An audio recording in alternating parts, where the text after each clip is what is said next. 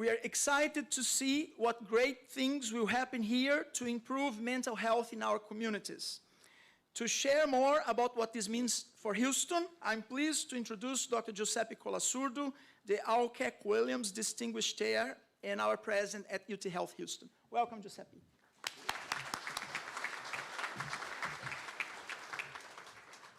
Thank you, Jair. Good morning. Welcome, everybody. Slightly changing accent here, still Texan. I also just came back from Italy, so there is a nice combination in there. So I'm very well known to really ignore the script, so I would like to actually read some names of people who have been very influential in today's opening of this amazing facility. And then I will go unscripted as always. Clearly, we already heard that it did take a village to take this project off the ground and actually come with an execution that, as you will see in your tour, is going to be just phenomenal.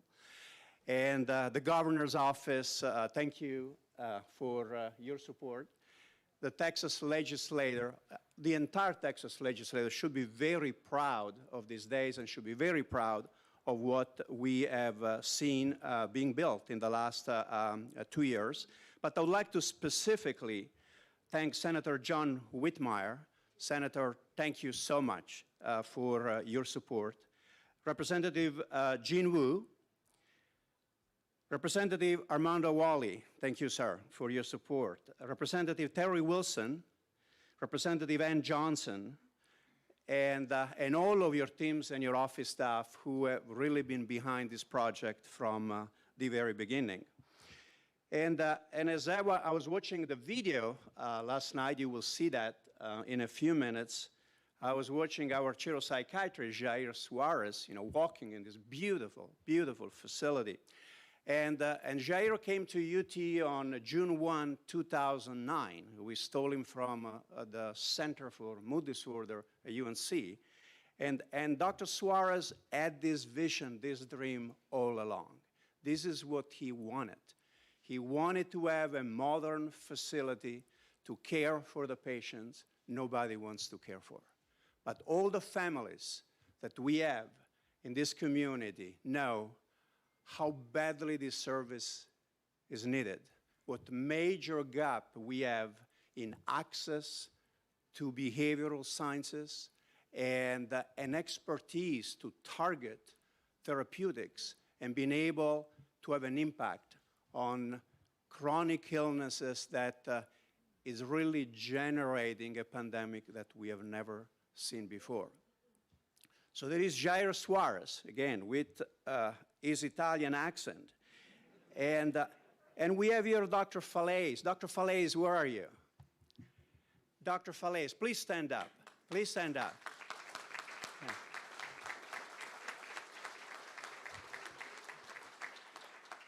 So if you don't know Dr. Falaise, but I know you all do, he's the founding chairman of our Department of Psychiatry at UT.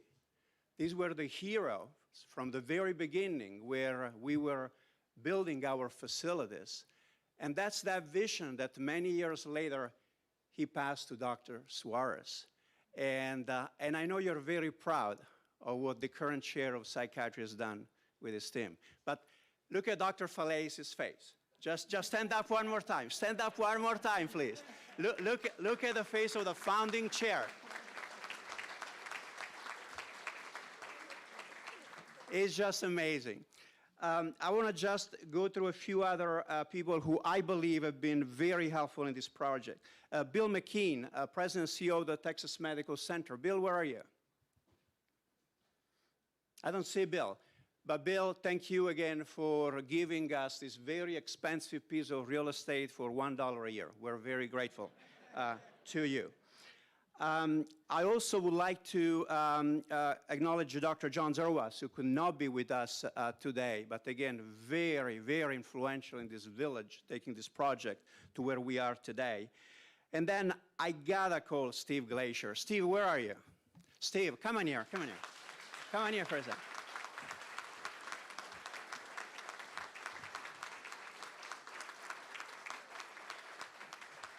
So Steve would like to be here with his own accent and tell you the story about this phenomenal success story, actually. But Steve, again, you have no idea what you have done for this project, and all these people here, thank you for what you've done. Okay, thank you, Steve.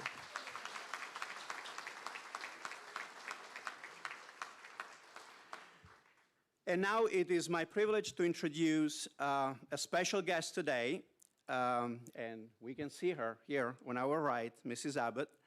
In January 2015, Cecilia Abbott made history by becoming the first Hispanic First Lady of Texas. She has been a teacher, vice principal, and principal at several Catholic schools across Texas, and she has also worked in senior healthcare services. So she has the DNA of UTHealth faculty, staff, and students here in Houston. Her signature initiative as First Lady combines the two things that she's most passionate about, Texas and philanthropy, giving back to the community. We very much appreciate you for that. Cecilia, or Cecilia, as she corrected me, has also partnered with the Texas Department of Family and Protective Services on a similar initiative, the Network of Nurture, to raise awareness about the ways Texans can support the children and families in the state child welfare system. Cecilia collaborates with the governor's child sex trafficking team, state agency, and a diverse group of faith leaders across Texas to work together to develop effective strategies to end human trafficking. It is called GRACE, Governor's Response Against Child Exploitation Initiative. Cecilia is a devoted wife to her husband of 40 years, our Texas Governor Greg Abbott, and a proud mother of her daughter, Audrey. So please join me welcoming Mrs. Abbott, the First Lady of Texas. Thank you.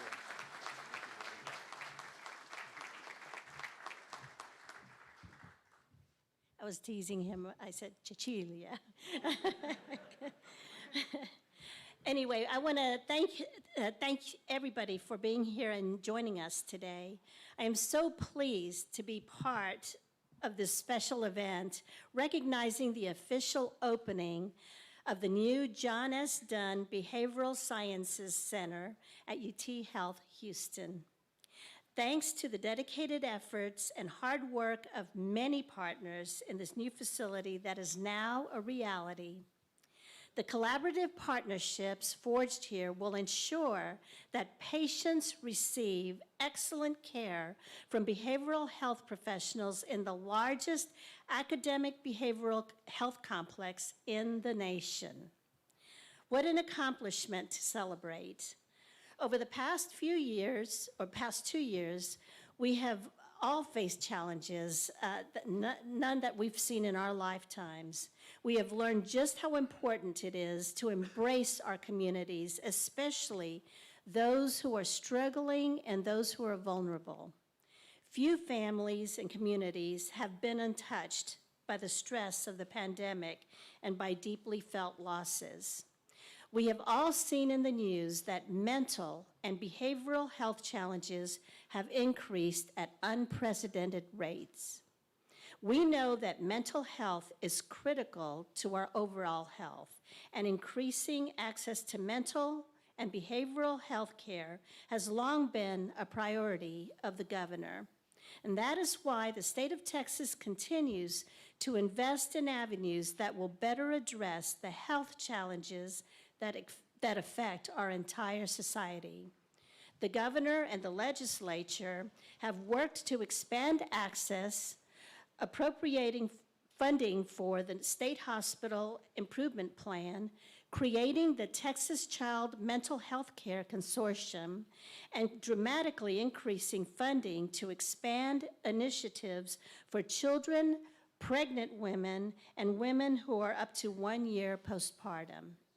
During the pandemic, the state created a mental health support line, provided crisis counseling services, and established virtual access by phone and by video to behavioral health services. The governor has also expanded broadband access to ensure Texans have even greater health care access. We know how important it is that we continue to invest in research and development, in attracting talented medical professionals to Texas and in facilities like this one so that patients receive the best care available. It is the organizations and partnerships that we are recognizing and celebrating here today that give me the confidence we can accomplish these goals, because there is truly nothing on this earth more powerful than Texans helping Texans. Thank you for this opportunity to join you and to speak here today. And thank you all so much for the incredible work you are doing to ensure the health of your fellow Texans. May God bless you all. Thank you.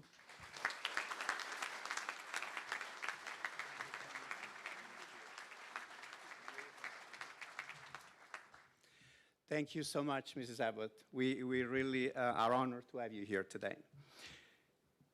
We're also honored to have our executive commissioner at the Texas Health and Human Services today, Cecil Young. Again, thank you so much for your support and thank you for being here.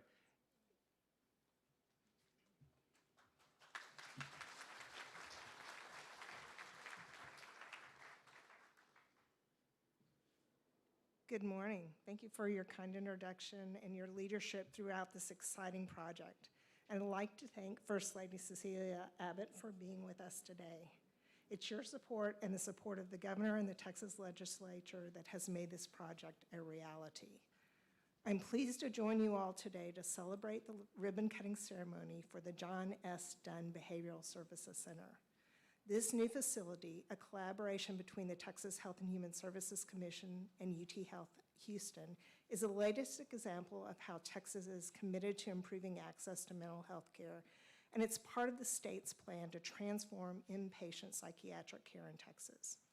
As you know, we operate 23 state-owned facilities, including 13 state-supported living centers and 10 facilities that are part of the state hospital system. The state hospitals often serve as a last resort for people with severe mental illnesses who cannot receive treatment and services they need within their communities or who pose a significant danger to themselves or others. The state hospitals provide treatment and inpatient care to people with complex mental health needs and help patients become healthy enough to safely return to treatment in their own communities. As part of Governor Abbott and the Texas legislature's investment of more than $1 billion, y'all, $1 billion, to transform and expand the capacity of the state hospital system, HHSC and UTHealth Houston worked together to design, develop, and build this new hospital. With 264 beds, the center will provide inpatient psychiatric services to 29 counties in Southeast Texas, a much-needed resource for the mental health continuum of care in the state. As a state-funded inpatient hospital, the center will play a critical role in supporting the mission of the state hospital system by expanding inpatient psychiatric hospital services to Southeast Texas. The center will also provide opportunities to advance research conducted at UTHealth Houston for psychiatric care and treatment, and will provide educational and training opportunities to grow a much-needed mental health care workforce, all of which will continue to strengthen our mental health care system. With this opening, we celebrate the first state-owned psychiatric hospital to be built in Texas since the El Paso Psychiatric Center in 1996. This project, along with several other projects funded by the Texas legislature, are part of the state's comprehensive plan to transform, modernize, and expand the state hospital system. As you know, we're renovating and building new facilities at our campuses in Austin, Kerrville, Rusk, and San Antonio. We know that people are better served when they have access to health care closer to home, which is why we are making it a top priority to work with community partners to offer greater access to mental health care where people need it. You may also know we've been working with UTHealth San Antonio and Dell Medical School at UT Austin to design and build new facilities in those communities. Those hospitals, which replace outdated buildings, are being built with features that ensure patient-centered care. And we're continuing our partnership with the UT system by collaborating with the University of Texas Southwestern Medical Center on the building of a new hospital in the Dallas-Fort Worth area. That project is currently in the planning stages. We look forward to our continuing partnership with the University of Texas system and our other community partners to expand access to mental health care throughout Texas. HHSC helps Texans live healthier lives, and this project and collaboration does that. Thank you for your efforts in serving the mental health community in our great state.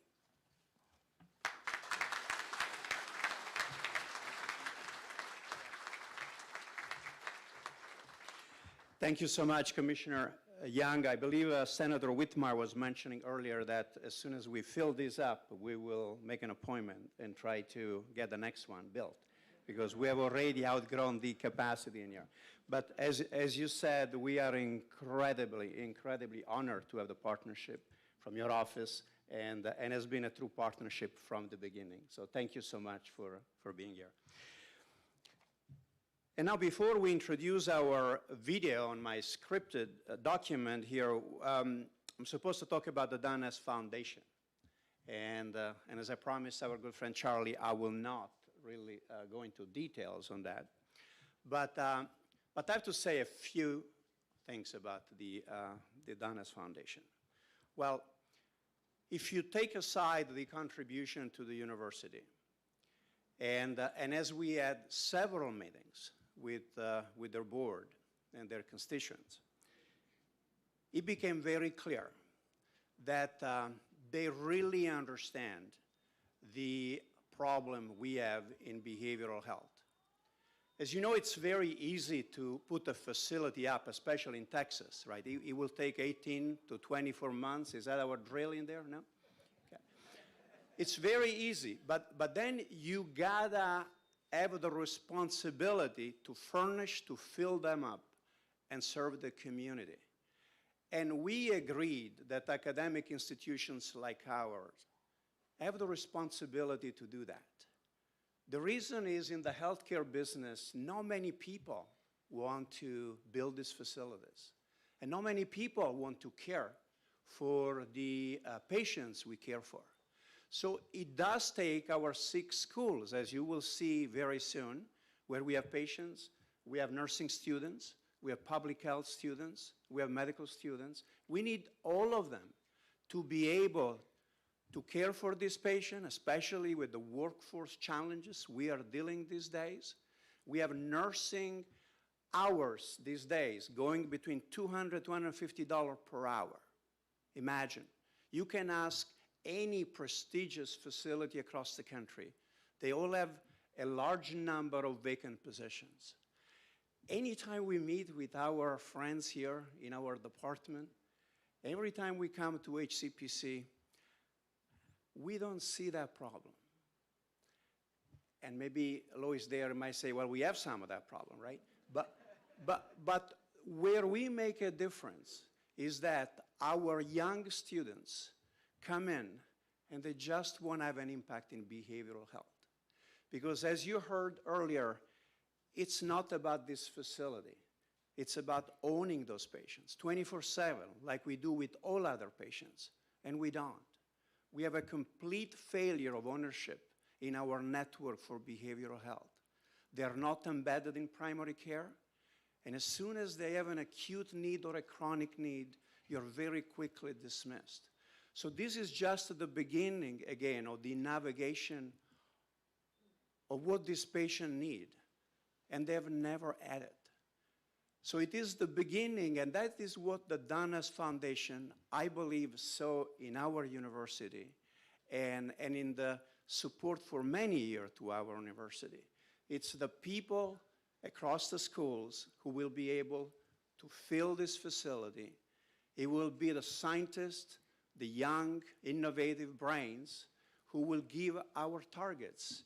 We don't have targets, as you know. We heard earlier during our tour that we have expertise and techniques and procedure for very, very sick patients, like the ECT therapy, first FDA-approved trial in stem cell for refractory disorder. But we hope one day we don't have to use them. We hope one day we'll be able to understand the mechanisms very early on, because that's where the ontogeny of all illnesses is. The roots are always when you are young. And it will take the collective effort, and again, the personal accountability from academic institutions like ours to move that needle, just like MD Anderson did in the 40s for cancer. We need to go after target, we need to have mechanism, we need to develop therapeutics and have this brain be a lot more comfortable to deal with, just like we had with cancer cells way back.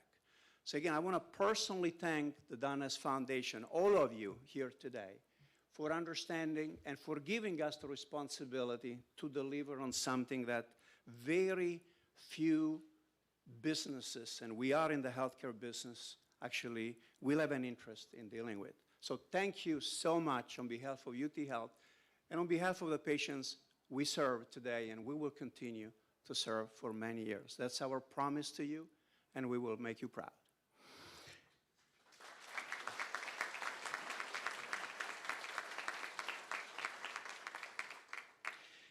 And now we have a video. It's a 3-minute video, so I will go back to my chair, and hopefully our IT system works.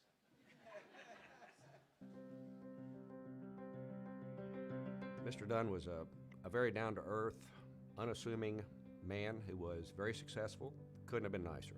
His mission, I thought, was to help people who couldn't help themselves, that needed some philanthropy in their life. The partnership between the John S. Dunn Foundation and UTHealth Houston has really enabled us to do things we could never do before. Way back in 1986, we began to work together, and they have really supported a lot of what we do in all of our mission areas. I would say that the importance of the grant for the Behavioral Health Science Center is driven by, in large part, personal experience with mental health issues. It's hard to find a family that hasn't suffered from some mental health issues. We're looking at something like Johnny Dunn would look at and say, here's a need, and we need to step up and address the need. We want to be known throughout the city, the state, the country, and the world for attracting the best faculty, the best students, and dedicating the most resources to addressing the mental health issues of our society. This new center will facilitate that. It's strategically located at the heart of the Texas Medical Center to leverage collaborations across institutions and across many disciplines. The Dunn Foundation's commitment will provide resources for us to step up clinical research and translational research around major mental illnesses. And we're poised to not only care for patients, but also lead discovery efforts in behavioral sciences. So it's really courageous investment, and I'm just so honored that we are part of their vision, working with them to take this to fruition alongside our state representatives and our state officials at the Health and Human Services Commission. This is really what our region needs. And in honor of that partnership, we're very pleased to name the new center the John S. Dunn Behavioral Sciences Center. When you realize that of 7 billion people, roughly 20% at some time in their life have a mental health crisis. Imagine if you could cure it, what it would mean.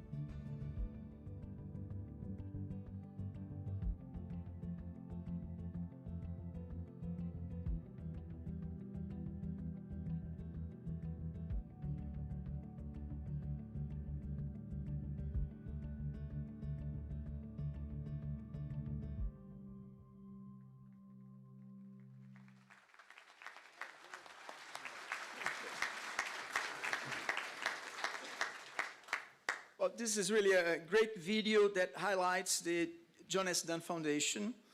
Now, it is my great pleasure to introduce Mr. Charlie Lusk, president of the foundation, and one of the driving forces behind their commitment to behavioral health care in our community. Welcome, Charlie.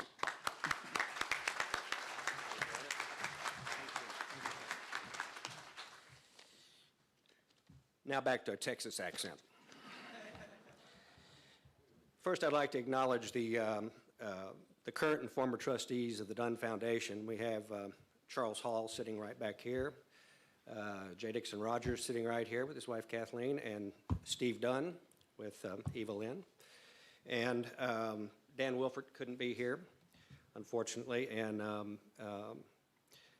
Dagmar Dunn Pickens-Gipe could not be here. She's probably socked in Maryland in bad weather. Current trustees, we have Terry Lacey sitting right back there, John Wallace, Cynthia Atkins, Andy Sowell, and Dave Key with Krista, his wife, my wife Kathy sitting here. And I don't want to miss Donna Nasso, who is our one lone employee and keeps us straight. Johnny Dunn established the Dunn Foundation in 1977, and he was a wealthy businessman who basically attributed his success to being in Houston. By virtue of that fact, he wanted to give back to the community. He was engaged in the Texas Medical Center in a couple of capacities. One was, for years, he was on the visitors board of MD Anderson. He also had family members who were being treated as patients at various of the hospitals in the medical center. And he noticed there was no place to go to seek solace or pray for those that you might be attending to. So, seeing a need, he put chapels in the hospitals. Another example of Johnny stepping up when he saw a need, Steve, his son, was in a traumatic accident in a private plane and had to make his way to emergency care on his own. Steve was taken to the nearest ER, but the hospital was not equipped to deal with his injuries. So it was delayed for him getting to the hospital for care. Johnny determined that there was a better way to get people from a trauma site to emergency care. So he grabbed Red Duke and took him to Denver to see the only helicopter service, ambulance service in the country. And he brought Red back to Houston and said, if you can believe this, Red, you're going to be our pretty face, and I'm going to back it. With that, Lifelight was created, largest system in the country. And if you land at the Memorial Hermann heliport, you're at the Dunn heliport. This was Johnny giving back to his community. He always tried to figure out how he could impact the people in Houston the best. In accordance with his will, the Dunn Foundation to date has given away over $150 million. And it's all to support charitable organizations in the Houston area. The grantees include healthcare clinics for the underserved, healthcare education, medical research, which is still 45% of our grant making, and finally, mental health initiatives. We acknowledge, as we've seen earlier, mental health has a tremendous impact on society. It's a rare family that has not had to deal with it, and fully 20% of the populace is affected by it. And now that mental health issues are out of the closet, we can address it for what it is. And that is another organ in the body that is not well and can be treated.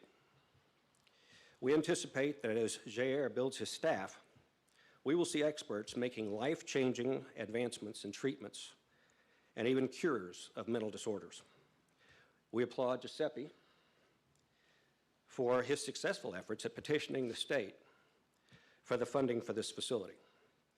We also acknowledge Governor Abbott and the state leadership for allocating the money to build this facility, creating the largest academic behavioral health facility in the country right here in Houston. And thanks to Jair for initiating the conversation with Dick Rogers about the Dunn Foundation being a participant in making what we believe will be a transformational grant to UTHealth. We have a long-standing relationship with UTHealth spanning some 36 years. Beginning as early as 2007, the foundation began partnering with UTHealth on mental health initiatives, mostly research. Both Steve Dunn and Dick Rogers began to encourage the Dunn Foundation board to invest more in this area as they had a mutual friend, Gary Levering, who spoke publicly about his depression issues. This was at a time when mental health issues were in the closet. Since that time, the Dunn Foundation has made millions of dollars in grants to UTHealth, historically related to mental health research. The $25 million commitment to UTHealth, with $5 million in matching funds from UTHealth, will create a $10 million research fund, an $8 million education fund, a lecture series fund, and $11 million in various chairs and professorships. The allocation of these funds for these purposes is exactly what Johnny Dunn's vision is and was for the Dunn Foundation: research, education, chairs, professorships. As John Wallace would like to say, these are all in our wheelhouse. As you can see through the matched funding, this is truly a partnership between these two entities, and speaking on behalf of the Dunn Foundation, we are proud to be a part of this institution, which we think will be to mental health what MD Anderson is to cancer. As further evidence of the symbiotic relationship between UTHealth and the Dunn Foundation, you only have to look at Giuseppe's Texas boots and my Italian shoes. Let me close by saying that we envision cures of mental illness with Nobel Prizes in the trophy case. No pressure, Jair. Thank you.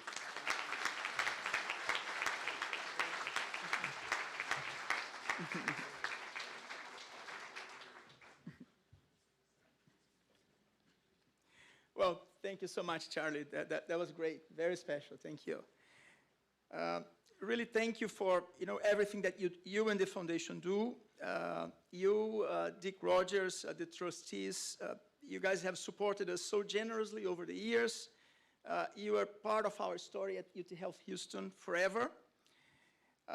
With the John S. Dunn Behavioral Sciences Center, Houston is well positioned to lead behavioral health care across the state, and we can't wait to get started. At this time, I would like to ask our partners from the state government, Texas Health and Human Services Commission, Texas Medical Center, and the Dunn Foundation together for the ribbon cutting ceremony. If you signed up for a tour of the Dunn Behavioral Sciences Center, please follow our event staff to the courtyard to meet our tour guides and see the new building. Thank you all again for joining us today. Thanks a lot.